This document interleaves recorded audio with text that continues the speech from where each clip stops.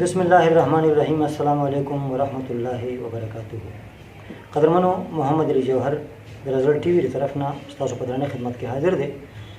د جهانگیر عالم یوسفزي کال برابر شو. په دې مناسبت سره ورکوډیشن پروګرام شو. په دې وخت کې ما سره مومن خان مومن ناست دی. مومن خان مومن دا استادوم پاتې شوی دی، ډېر ښه شاعر دی، پر مولو سره تعلق دی. دی په جهانگیر عالم باندې یو ورکوډیشن نظم لیکلی دی، نو زه دا غواړم چې هغه تاسو سره شریک کړو. مومن خان مومن. ډېره مننه.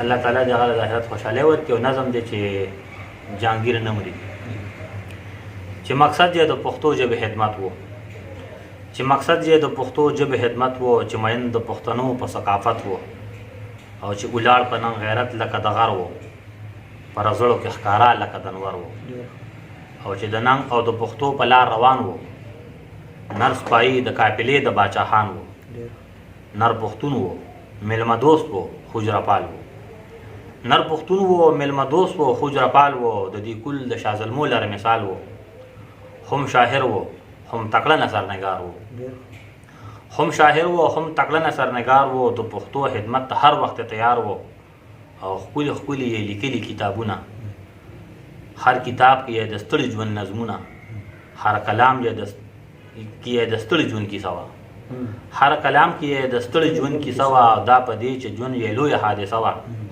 او په محفل کې به یې کړې د خوند خبرې، ملغلرې، سخنورې، جادوګرې، ښکلی ځوان و د هر چا د زړه ملهم و، دا زمونږ یوسفزی جهانګیر علم و، مړ یې نه ګڼم بللی ځان ته خدای دی، مړ یې نه ګڼم بللی ځان ته خدای دی، جهانګیر اوس هم زموږ زړونو کې ژوندی دی، چې تر څو آباد زمونږ دا محفل وي، جهانګیر یاد به زموږ زړونو کې تل او تل وي.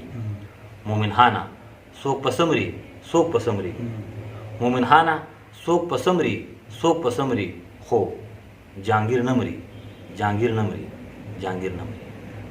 ډېره زیاته مننه. دا و مومن خان مومن چې د جهانگیر عالم په حواله باندې موږ ته خصوصي نظم وړاندې کړ.